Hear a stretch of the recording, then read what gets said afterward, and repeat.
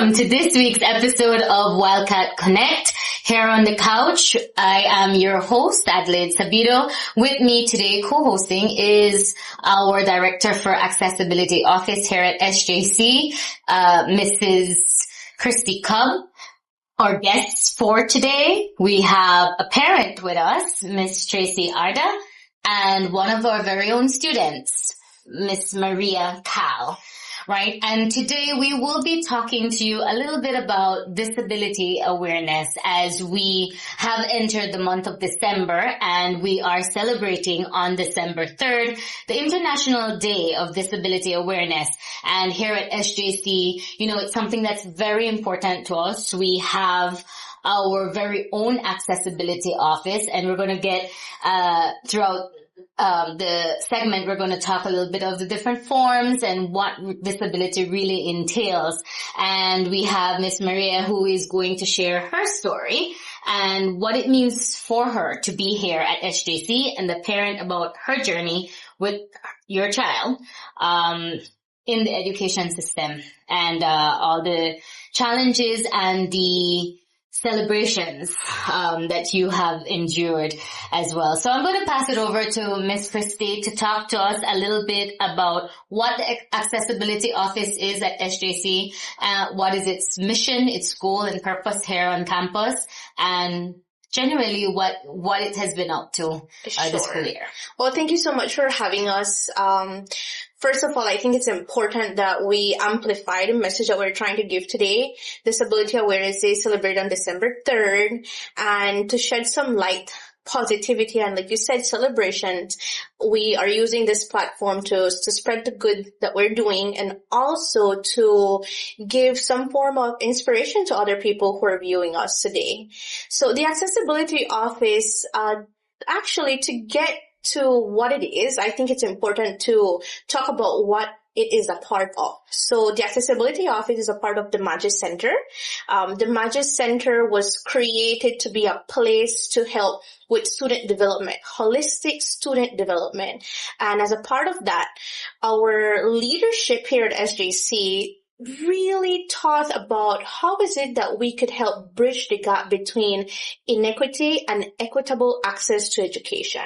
And so to do more, Magis means to do more for the greater glory of God, we created the Accessibility Office. It has been in the making for a few years, and we launched its full services for the JC in 2023. So we're the start of the third school year.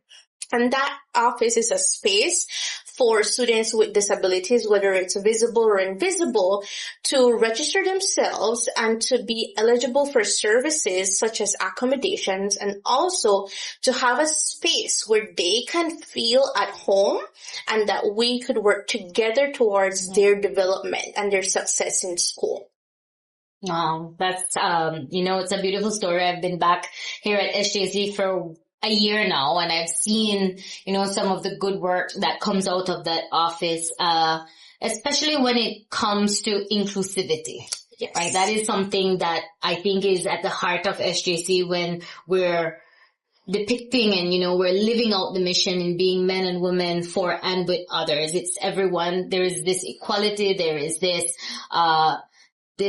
welcomeness of inclusivity and everyone being able to receive the same Jesuit education. And that's critical. It's important for us. But when we talk about disabilities, how do we, or where do we set I don't like the word borders, but the guidelines as to what is considered a disability. Sometimes we, as much as we wouldn't want to, there are some folks that may say, well, I have a disability in order to get certain privileges. But talk to us a little bit about what is a disability and what do we need to look forward to or look out for to classify different types of disabilities? Sure. So institutionally, our protocols and policies are that a student who may suspect as having a disability, who doesn't know that he or she may have a disability yet, one of the first things that we ask is for them to bring a a proper diagnosis. And the reason for that is because usually when they bring a diagnosis, it comes accompanied by a set of recommendations that we should consider when we're helping that student with accommodation. So in terms of thinking about what is a disability or what is considered disability, we try to respect the diagnosis, and we also use that to lead us in how we're going to serve. However, there are times when students who are already enrolled in school, they haven't reported a disability. They may encounter themselves in a situation where they may need our services. So what is that like? So we have had cases of students where throughout the school year, they're in an accident, they have an impairment. And so this impairment then becomes a disability. So what do we do next? Well, first we reach out to the professionals that we need to reach out. And once we get that paperwork done, then we take on the responsibility of giving them accommodations. But apart from that, I think that what's also important is that our office, like you rightfully said about inclusion, we try our best to reach to other people who come in contact with our students. That means training faculty and staff. One of the things that we want to be able to differentiate is that accessibility is giving them access to an opportunity, but inclusion is giving them that rightful seat at the decision-making table. And so for us to be able to do that, then we also need to address the societal barriers that we, the abled people, that we put in place.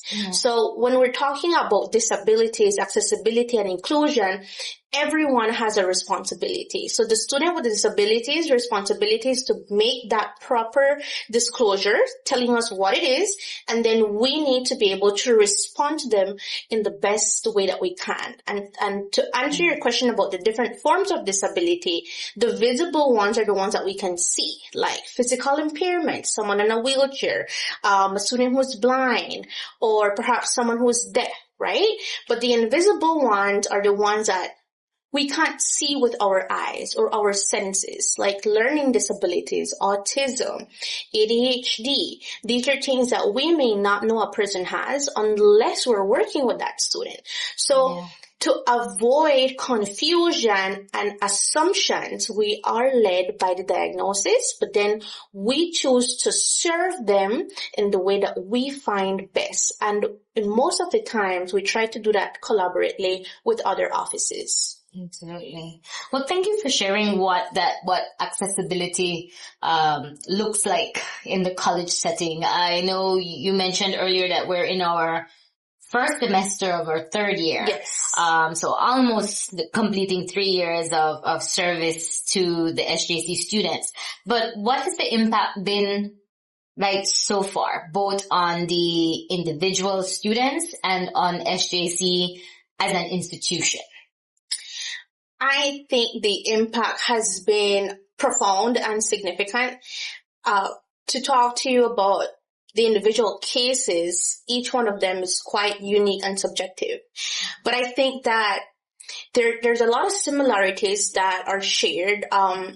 One of the things that I'll never be able to move past is that relationship that is cemented between the accessibility office, parents, and students that are part of this office. And the reason I shed light on that is because you could give services to many people. You could say, this person needs extra time, this person will need preferential seating, exam settings. But what will take us far is that unique and personal connection that we make with people. Because what we want to do is we do not want to see students with disabilities as just another group of students that we're here to serve. We really need to take them as part of who we are. And so when we form that relationship, when we form that connection and you celebrate the small successes, you gotta see when he or she was getting an F, or when that person is on a roll, like Maria is, and she was struggling at some point. Those celebrations are so big. But what you could also celebrate is when they come and they say, thank you so much for making me feel like I belong. And I think that the belongingness cannot be compared to a grade, and the belongingness is only shaped through culture. Yeah, absolutely. And my last question for you is, why do you believe that accessibility is not a privilege, but rather a right? Well, I love that question. I do too. I really love that question. I think that we each, for those of us who are empathetic and who hold compassion dearly, we could each acknowledge that there are many groups of individuals in our country, not only those with disabilities, but many groups that are treated as what we would consider a second-class citizen. So giving a second-class citizen access could be seen as a privilege. But if you take it from the angle that that person is deserving, because that person is a human with dignity and integrity, then you see it as a right. So what that means for me is, if I'm knocking on a door and I'm not getting the answers that I need for my students that I serve, that means I need to go knock again. Because I'm not here to just give them an opportunity. I'm here to make sure that they get it right. And even if that may mean learning through my mistakes, collaborating with people who may not be as receptive, but later on helping them see that, this is a right, not a privilege, then that's my mission. My mission is to break the barriers. It's a calling. And I think that apart from that, it is rightful to recognize that our institution gives us the space to do that. So we're not fighting the institution. We are in alignment with our values, our mission, and the leadership that we have. Well, thank you so much for sharing a lot of what you do Thank you. with us. It is an office that serves a very large community, and, it's there for those with the physical disabilities as well as those with the invisible disabilities. Yes. I don't know if you want to elaborate a little bit on that before we go to the break. Sure. In terms of the different forms of disabilities. So when we're working with students with invisible disabilities, this is where it's particularly crucial to have that diagnosis, the proper documentation, because assuming that some services would work for that student is where we would open an area for error. And so, although we will make mistakes all along, we want to minimize that. And so with the proper guidance, we're able to do that. And so with the invisible disabilities, we try not to categorize them, but see them as the individual and their own personal challenges and their strengths. Because I think that each of these students have strengths, and we often overlook it with that diagnosis. But when you work with them and that connection I was talking to you about, that's when you explore the strengths. So many of them are great at many things that I would never be great at. Yes, that is true. Well, we're going to take a short break, and when we come back, we're going to continue the conversation. We're going to be talking to Maria and to our parent, Miss Tracy, to share a little bit of their personal experience, what they've had to overcome, and what are some of the greatest joys that they've had in those challenges. And so we'll take a break and we'll be back. We had full school mass at least once a month. It was a major event. What I really relished were the graduation mass. It was always held in the evening, the twilight, the beauty, and it was really a great event to celebrate. I guess I had at least 8 or 10 graduation masses there in Fordyce. Loved it. When I meet people, they always have stories to tell about Fordyce. It is a place where it is very special to many people in our Belizean community. Since 1956, Fordyce Chapel has been the spiritual heart of St. John's College. In this sacred space, future priests and prime ministers, teachers and bankers have encountered God's presence and have been inspired to serve. Fordyce Chapel has been a sacred place for students, for faculty, for families alike. It's been a place where people could come and unload their burdens, their worries, and could also share their joys with their God. Today, SJC is proud to launch the next chapter of Fordyce Chapel's story. Fordyce Chapel opened in 1956, so it's 70 years old almost. There's a lot of wear and tear. The roof is not in great shape. These days, when the rains come, the whole chapel becomes like a swimming pool. There's water everywhere. So the plan is to restore Fordyce Chapel to its original beauty, and not only that, but to do even more. The renewed Fordyce will feature breathtaking religious artwork by top Belizean artists, cutting-edge sound and AV technology, dedicated office spaces for our Office of Mission and Campus Ministry, a small chapel for daily mass, and an adoration room where students and teachers can find a quiet moment with God amid their busy days. Even the famous bell tower of Fordyce will be restored. And kids loved to ring it, so they raised the rope high enough so they couldn't reach it. I don't know how I reached it, but we called people to the noonday mass. I think they still have a lovely tone to them. Probably have 1/4 of an inch of rust on them, but that can be taken care of too. I want to hear them. St. John's College is growing by leaps and bounds. 20 years ago, we had about 700 students in the 6th form.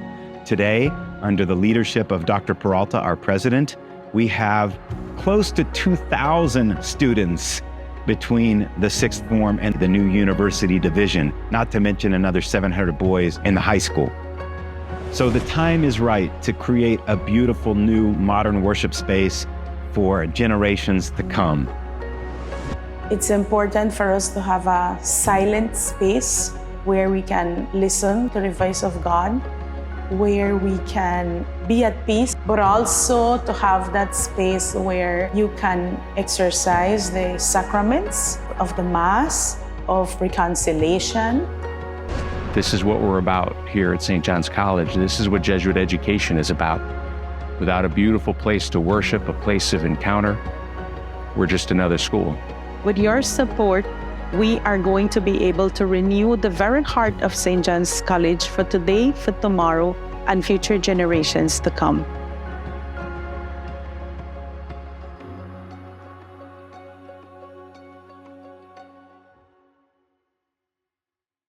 And we're back to continue the conversation on Disability Awareness Day. And we're going to go over to Maria Cal, our student. What major are you? I am a liberal arts major. Liberal arts major. So Maria, tell us a little bit about your journey growing up and how your disability has shaped or has helped or contributed to your educational experience. Okay. So for me, my blindness is something that it's just there. I was born with it.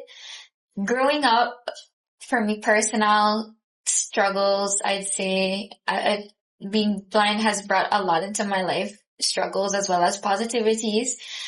I struggled with, basic things that some people with sight who would take for granted. Like when you wake up in the morning, you wouldn't know, like if I was to wake up in the morning and maybe there's a spider by my bed, I wouldn't know that. Or cause I live in a 2-story building, I'd walk down the stairs and there's a snake in the yard, I wouldn't know that. And then other struggles I've had were sometimes emotional struggles where being visually impaired requires me to kind of depend on people in certain situations. I can't drive myself anywhere, and when I'm in a new environment, I need help to navigate certain situations. Even these accommodations for teachers to convert my notes from PDFs from PowerPoints to Word documents, it takes a toll on me emotionally because I feel, in a sense, like a little bother to them. It's not something that a lot of people with disabilities in general talk about, of that emotional aspect that we know that we're kind of impacting our loved ones and the people around us and the environment. And that leads me over to another struggle, which was education itself. blindness has shaped my educational experience very much significantly, in the sense that I struggled in a lot of inclusivity.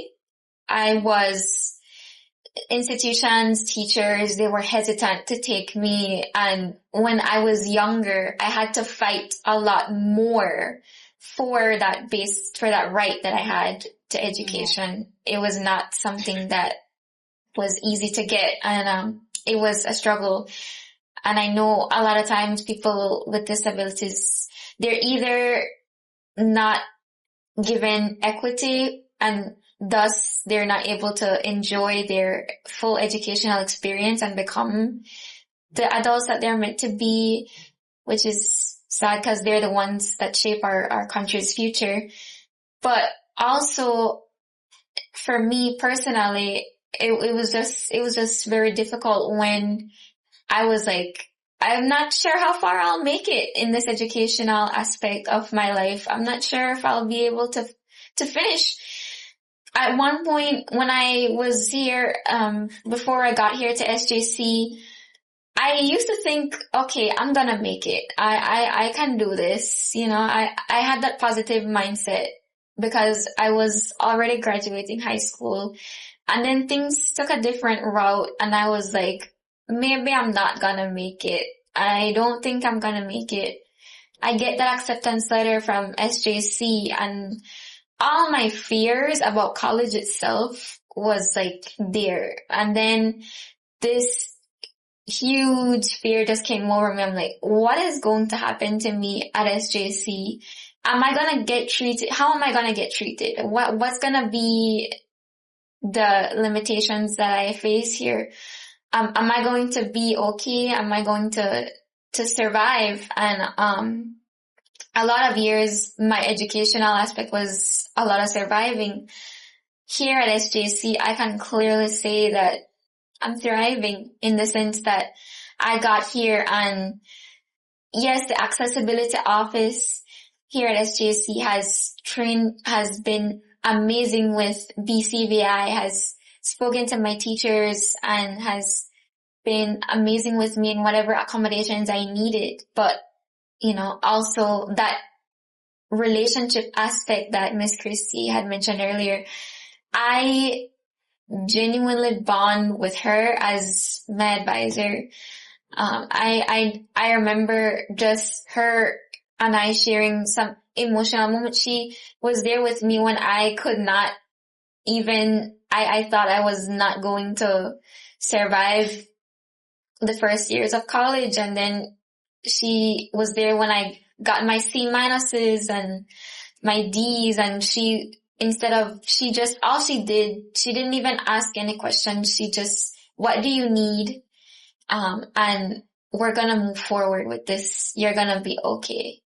And you're in your third semester now, right? Yes, you have one semester left, and you will be graduating. Yes. How does that feel? It feels amazing. Like I said, I did not think I would make it. At one point, I really didn't think I was gonna make it. Yeah. And then to have her, and then to have met a Jesuit that again was in my exam room. He came over to me and he just held my hand through a moment and prayed with me.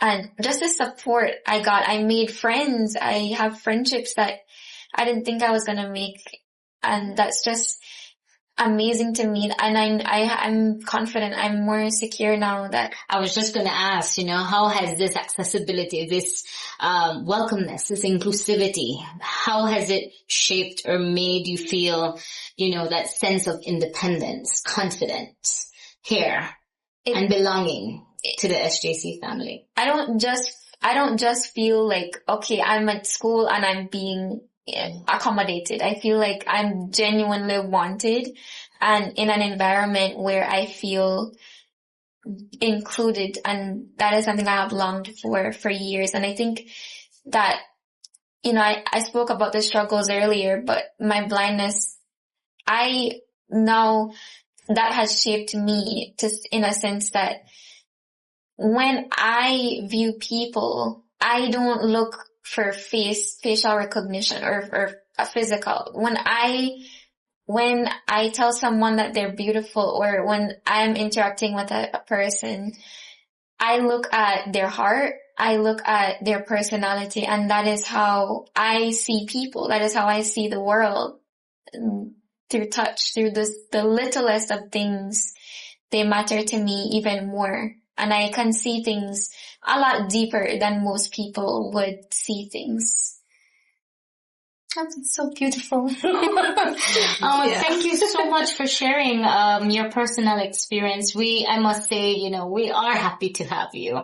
You're one of us. And my last question for you is, what message, and this might be your moment to really change mindsets in people's hearts, what message do you want Belize, or the people of Belize, to hear about students who have a disability? I would say, because I was in the parliament in 2022 and advocated for youth with disabilities. And again, I stick to my same message that our children with disabilities, a lot of the times, we make up a good amount of our population, and we are going to be men and women someday that will contribute to society. But how can we do that if we're not given the equity that we need?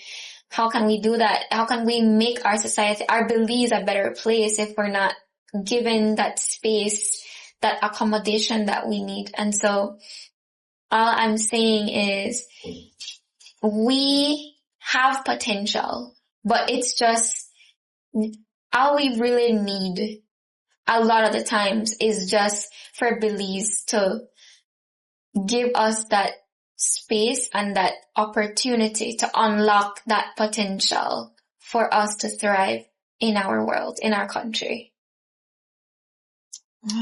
Thank you very much.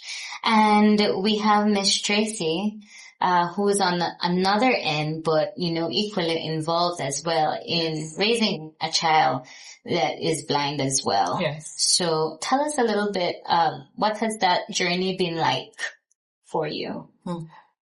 As a parent of a child with disability, my son, Dan, he is my firstborn. And so I was basically baptized by fire into this whole world of disability, and he became my normal. And people used to always say, it must be difficult for you. And I'm like, I know nothing else. This is my first child, and everything, and his disability became my normal. Navigating education with him had been very challenging. We have done primary, secondary, and now tertiary level in Belize, and getting the help we need from every level has been, I don't want to say difficult, because everyone was learning in each section, but it was a learning experience for sure, for the school, for us as parents, and for him. I'm always grateful for all the accommodation I get, because I know we are limited with resources here. And so when someone is trying to show their help or accommodate us or share whatever they can to help us feel included or be included, I am grateful, but it doesn't go without those moments where you feel that, and just to go off what Maria said, feel like a burden. Yeah. Or feel like, you're putting people a little bit out of the way. And as a parent, are you doing enough for your child, whether they have a disability or not? Can I do more? Am I doing the right thing? Am I pushing him enough? Or do I need to push more? There's always those questions coming along, and, I'm just super grateful for everyone. And here with Miss Christy, I feel like I can breathe a little bit. every level it has been. Well, it's a good thing that we're breathing. Yeah. I can breathe a little bit. That moment where you're like, okay, I think we find our place where we fit. Yeah. We fit. It's important. Yes. Thank you. What were some of the challenges that you seem to face, like concrete examples of challenges that you faced before being here at SJC and using the accessibility of it? Throughout the different levels, for the main one in education, I think, is having teachers who are not aware or educated in specific areas in how to help special needs kids. Mm-hmm. And so that was a major one. So they were learning along the way as they were educating my son. So that was difficult. And also me as a parent was being educated along the way. So it was like a whole new education for me along with him. Yeah. You mentioned earlier just now that you can breathe a little more. Yeah. What are some of or what do you feel is the greatest support through the accessibility office that has sort of shifted or changed, those challenging moments throughout this journey? I honestly feel like it's their proactivity. Every time they're checking in. It's not like we have to go and ask all the time. They're checking in, like, how is Dayan doing? Like, can I get the information for this class for Dayan? They're checking in. It shows that level of care that we have never experienced before, actually. Okay. All right. That's good to hear. I do need to mention that it is, we've done our research and we are the first and only institution in the country to have an accessibility office geared specifically to helping students with disabilities, the visible and the invisible. And that has been, like you said earlier, in the pipeline. This office has been in the pipeline for a while, and we're now in our third year of execution. And it's really important, not just to render that service to those with disabilities, but the whole mission of what Jesuit education is for us. When we say we are forming men and women for and with others, when we say we are offering a holistic education, it's all of that. It's that, right? You were in Parliament. We had SJC students here, I think 2 weeks ago, that represented the school and were in Parliament. They all spoke about the rights of a child, right? And one of those rights is a right to an education. Correct. And so being able to give that opportunity to anyone, is very critical, very important. What do you believe that other schools in Belize, and you mentioned something very important too earlier, that you were learning, teachers were learning, the school system was learning, the Disabilities Act for the country was passed in December 2024. So it's been a learning process. This isn't something that's new. Yeah. For years, I think growing up, I had a classmate, I think 1 or 2 years, after me, but we were friends in the same division of the school, had the disability, and classrooms were changed from second floors to first floors, etc., to accommodate. But that was pretty much all we knew, and trying to accommodate. So as time progresses, I think there will be more to offer. But at the same time, what do you think are simple things that other schools can do in Belize to understand accessibility and to help those students that really need it within the school system? I think it does start with the teachers, and their understanding and also empathy. That's, I believe, is a huge thing. And to understand that these children are already limited. And so to approach them by trying to highlight their capabilities and abilities is better. And a designated disability or accessibility office would be very helpful in different schools.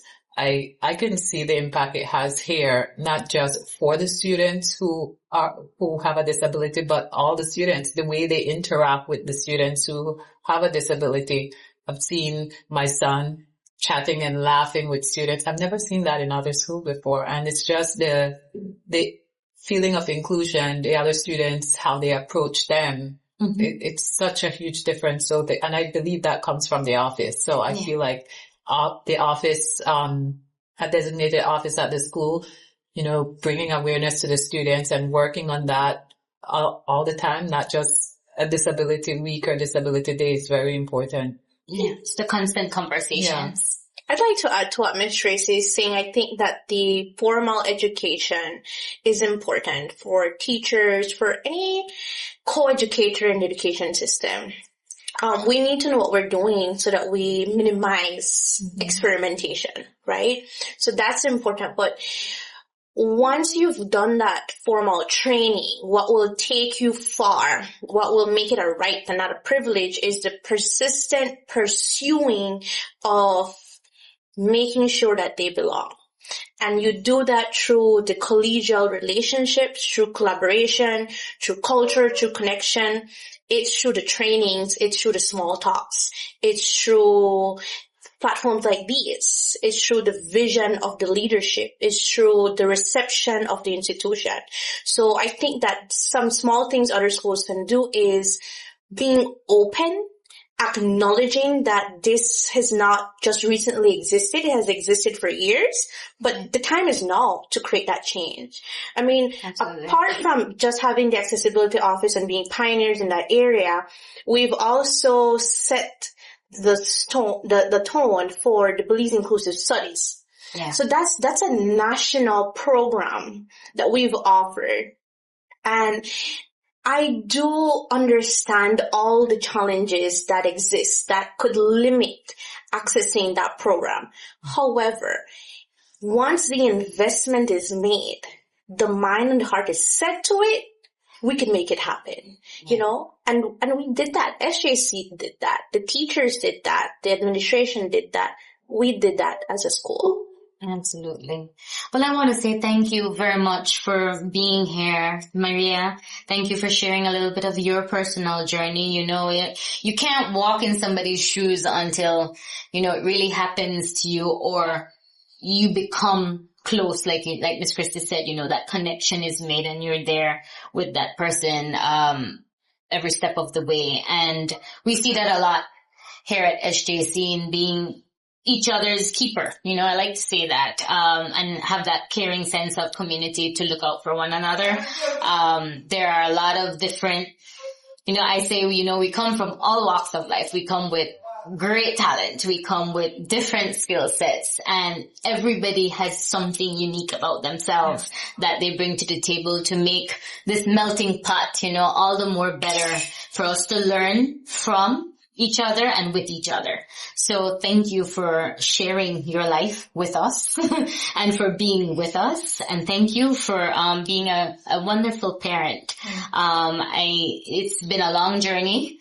And it's one that's not at its end. And like Maria said, you are an advocate in Parliament. There's so much opportunity for your son, for Maria, and others with disabilities to contribute to make Belize a better place, as our patron saint said, when we do things extraordinary well. We just completed St. John Birchman Day last week. So we're doing exactly that. And here at SJC, through the Magis Center and the Accessibility Office and many other offices of that Magis Center, we're here to do just that and to give our students the opportunity to be a light in their own way so that SJC can continue to shine, and for our grads to go out into the world to touch the lives of many. So thank you again for being on set.